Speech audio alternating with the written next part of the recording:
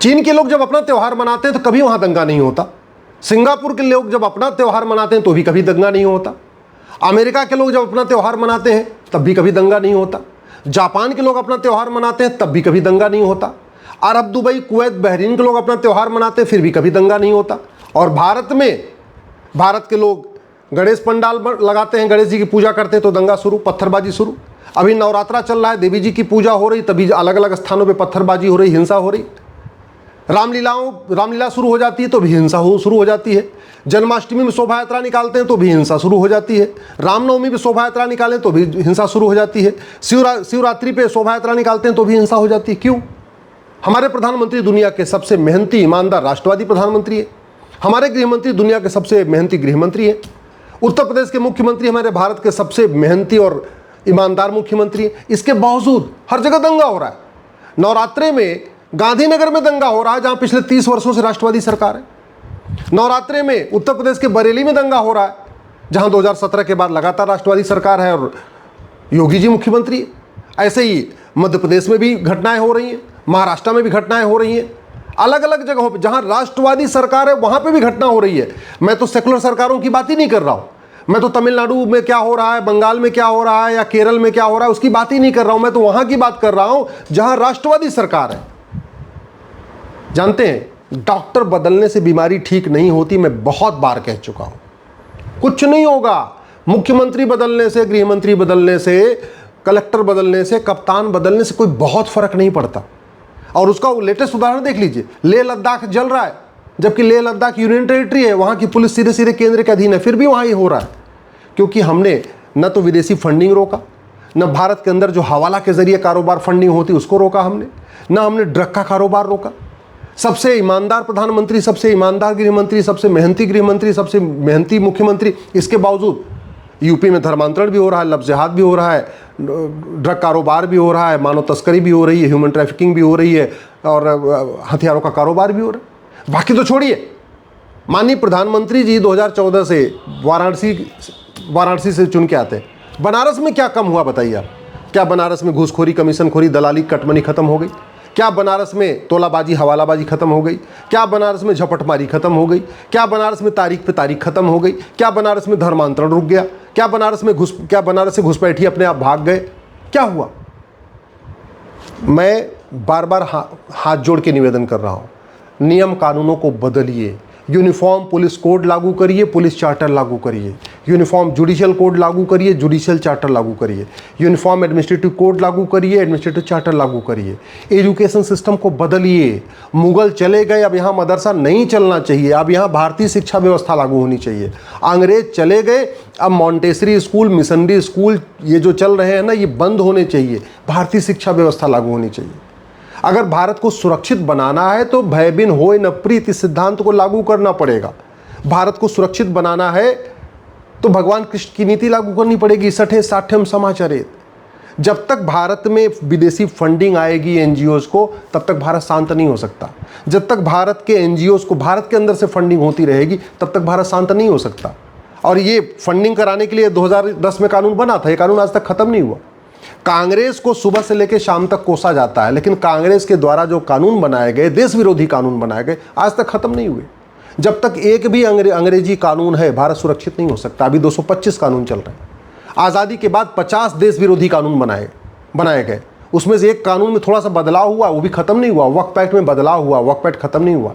और जो बदलाव किया गया उससे जो पुरानी ज़मीनें, जो 40 लाख एकड़ ज़मीन पर कब्जा हो रहा है, वापस नहीं आएंगी। हाँ, आगे से थोड़ा रोक लगेगा आगे से कब्जा करने पे। ऐसे ही जो अंग्रेजों ने ज़मीन बांटी थी चर्चेस को, मिशनरीज को, 99 साल की लीज पे, सबकी लीज पूरी हो चुकी, वो ज़मीन वापस नहीं ले गई। 40 लाख एकड़ ज़मीन पे वक्फ बोर्ड कब्जा करके बैठा हुआ है। 40 लाख एकड़ ज़मीन पे चर्चेज, मिशनरियाँ कब्जा करके बैठी हुई। उन ज़मीनों को वापस लेने की कोई प्रक्रिया शुरू नहीं हुई। जब प्रक्रिया नहीं शुरू हुई तो फिर रुकेगा कैसे? भारत में घुसपैठी आज भी आ रहे हैं। क्यों? क्योंकि हमारा घुसपैठ विरोधी कानून महाघटिया है। भारत में धर्मांतरण हर राज्य में हो रहा है, चाहे यूपी हो, चाहे बिहार हो, चाहे बंगाल हो, चाहे गुजरात हो। क्यों? क्योंकि हमने धर्मांतरण के लिए केंद्र में कोई कानून बनाया नहीं। हमारे पास बीएनएस है, लेकिन उसमें एक चैप्टर लफ्ज़ जिहाद के ऊपर नहीं है। हमारे पास बीएनएस है, उसमें एक चैप्टर लैंड जिहाद के ऊपर नहीं है। हमारे पास बीएनएस है लेकिन उसमें एक चैप्टर जो है घुसपैठ पे है ही नहीं। तरीका ये है कि अगर जो समस्या पूरे देश में होती है उसके लिए संसद में कानून बनता है। जो समस्या केवल राज्य में होती है उसमें विधानसभा में कानून बनता है। लफ्ज़ जिहाद पूरे देश की समस्या है, तो एक चैप्टर बीएनएस में होना चाहिए ऑफेंस रिलेटिंग टू लफ्ज़ जिहाद, आज तक नहीं डाला गया। ये धर्मांतरण पूरे देश की समस्या है, तो बीएनएस में एक चैप्टर होना चाहिए ऑफेंस रिलेटिंग टू कन्वर्जन, आज तक नहीं डाला गया। लैंड जिहाद हो रहा है पूरे देश में, ये केवल एक राज्य में नहीं हो रहा, पूरे देश में हो रहा है, तो बीएनएस में एक चैप्टर होना चाहिए offence relating to land grabbing, लेकिन नहीं डाला गया। ऐसे ही जो है ड्रग कारोबार पूरे देश में हो रहा है, तो बीएनएस में एक चैप्टर होना चाहिए offence relating to drug smuggling, अभी तक नहीं डाला गया। ये जो ह्यूमन ट्रैफिकिंग ये पूरे देश में हो रहा है, तो बीएनएस में एक चैप्टर अलग से होना चाहिए offence relating to human trafficking. हथियारों का कारोबार पूरे देश में हो रहा है, अवैध हथियारों का कारोबार, तो बीएनएस में एक चैप्टर होना चाहिए, हथियारों पे होना चाहिए। इसी तरीके से काला धन हवाला पूरे देश में चल रहा है, तो बीएनएस में एक चैप्टर होना चाहिए offence relating to money laundering and drug smuggling. भ्रष्टाचार पूरे देश में हो रहा है, तो बीएनएस में एक चैप्टर होना चाहिए ऑफेंस रिलेटिंग टू करप्शन। देश को बचाना है तो हमें सबसे पहले अमेरिका का जो फेडरल पिनल कोड है ना, ऐसा ही एक कानून भारत में लागू करना पड़ेगा। एक one nation one penal code बनाना पड़ेगा। जो 50 घटिया कानूनों को मकड़जाल बना रखा है वो देखने में बहुत बढ़िया है, चलो हमारे पास 50 कानून है, वो बेकार है, किसी काम के नहीं, अननेसेसरी बर्डन क्रिएट कर रहे हैं।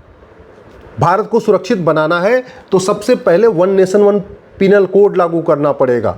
भारत को सुरक्षित बनाना है तो 1861 का पुलिस एक्ट खत्म करके एक one nation one police code लागू करना पड़ेगा, पुलिस चार्टर लागू करना पड़ेगा। भारत को सुरक्षित बनाना है तो इन्वेस्टिगेशन का एक बाकायदा स्टैंडर्ड एसओपी बनाना पड़ेगा।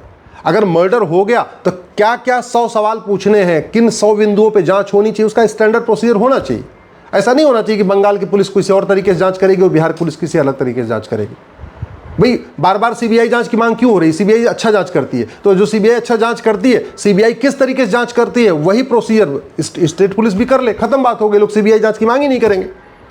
भारत को सुरक्षित बनाना है, ये गुलामी की न्यायिक व्यवस्था बदलना पड़ेगा, एक जुडिशियल चार्टर लागू करना पड़ेगा। कौन सा अपराध कितनी डेट पे खत्म होना है, कौन सा अपराध 3 महीने के अंदर खत्म होना है, किस अपराध का फैसला 6 महीने में आना है, किस अपराध का फैसला साल भर में होना है, ये इसका स्टैंडर्ड प्रोसीजर बनाना पड़ेगा। जज की मर्जी पे अगर हम छोड़ेंगे तो तारीख पे तारीख देते रहेंगे, हमें स्टैंडर्ड लिखित होना चाहिए, हाँ भैया हर हफ्ते सुनवाई होगी। भारत को सुरक्षित बनाना है तो सबसे पहले ये भारत में जो प्रशासनिक व्यवस्था है, न्यायिक व्यवस्था है, पुलिस व्यवस्था, और सबसे इंपॉर्टेंट भारत की शिक्षा व्यवस्था बदलना पड़ेगा। न शिक्षा में संस्कार है, न कानून का खौफ है। और दुनिया में सबसे ज़्यादा लफ्ज़ जिहाद भारत में हो रहा है। 5 लाख बहन बेटियां साल में गायब हो रही हैं, उसमें से 1.5 लाख वापस मिलती हैं, 3.5 लाख का आता पता नहीं चल रहा है। भारत में इस समय पूरी दुनिया में सबसे ज़्यादा धर्मांतरण भारत में हो रहा है। प्रतिदिन 1500 परिवारों का धर्मांतरण हो रहा है। एक परिवार में 7 आदमी मान के चलिए तो पर डे 10,000 हिंदुओं का धर्मांतरण हो रहा है। साल में 40 लाख हिंदुओं का धर्मांतरण हो रहा है। क्यों? क्योंकि यहाँ शासक बदले हैं, मुख्यमंत्री बदल रहे हैं, सांसद बदल रहे हैं, विधायक बदल रहे हैं, मंत्री बदल रहे हैं, कलेक्टर बदल रहे हैं, कप्तान बदल रहे हैं, कानून नहीं बदल रहा है, व्यवस्था नहीं बदल रही है, इसलिए धर्मांतरण नहीं रुक रहा। 5 करोड़ घुसपैठी आके बैठे हुए, अभी घुसपैठियों का आना बंद नहीं हुआ, और घुसपैठी सारे कागज बनाते चले जा रहे हैं, सब बनवाते जा रहे हैं। क्यों? क्योंकि फर्जी डॉक्यूमेंट बनाना गंभीर अपराध नहीं, फर्जी डॉक्यूमेंट बनवाना गंभीर अपराध नहीं। आधार एक्ट इतना महाघटिया है, महा सड़ा हुआ है कि उस कानून में लिखा हुआ है कि जो 6 महीने रह ले उसका आधार बन जाएगा।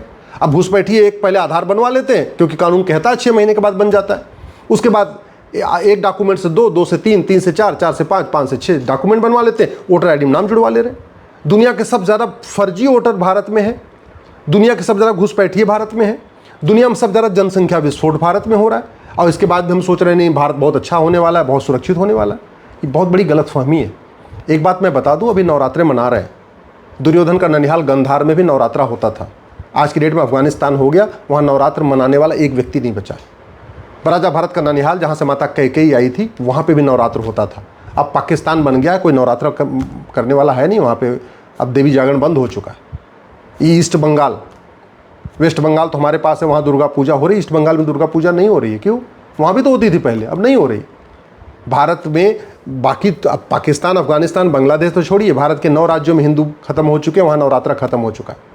800 जिलों में से 200 जिलों में हिंदू खत्म हो गए, वहाँ भी नवरात्रा खत्म हो गया। 6000 तहसीलों में से 1500 तहसीलों में हिंदू खत्म हो गए, वहाँ भी नवरात्रा खत्म हो चुका है। नहीं होता नवरात्रा। भारत के बॉर्डर पर नवरात्रा नहीं हो रहा है। क्यों? क्योंकि बॉर्डर की डेमोग्राफी बदल चुकी है और बहुत तेज़ी के साथ आज भी बदल रही है। लफ्ज़ जिहाद कानून बना नहीं, लैंड जिहाद कानून बना नहीं, धर्मांतरण नियंत्रण कानून बना नहीं, घुसपैठ नियंत्रण कानून बना नहीं, जनसंख्या नियंत्रण कानून बना नहीं। तो पर डे डेमोग्राफी बदल रही है, पर डे।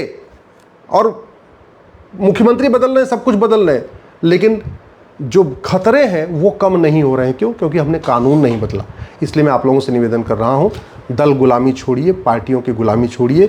ये सांसद विधायक जिनके पीछे पीछे आप घूम रहे हैं, ये पॉलिटिकल पार्टियां जिनके पीछे घूम रहे हैं, ये नेता जिनकी आप जय जयकार कर रहे हैं, ये 15-20 साल के बाद आपके बच्चों को बचाने नहीं आएंगे, आपकी ज़मीन बचाने नहीं आएंगे, आपकी बेटी को बचाने नहीं आएंगे, आपकी मकान दुकान बचाने नहीं आएंगे। लेकिन जो मैं कानून कह रहा हूँ, अगर आज ये बन गए तो आने वाली पीढ़ियाँ भी आपकी सुरक्षित रहेंगी। इसलिए दल गुलामी छोड़िए और कठोर कानून की मांग करिए।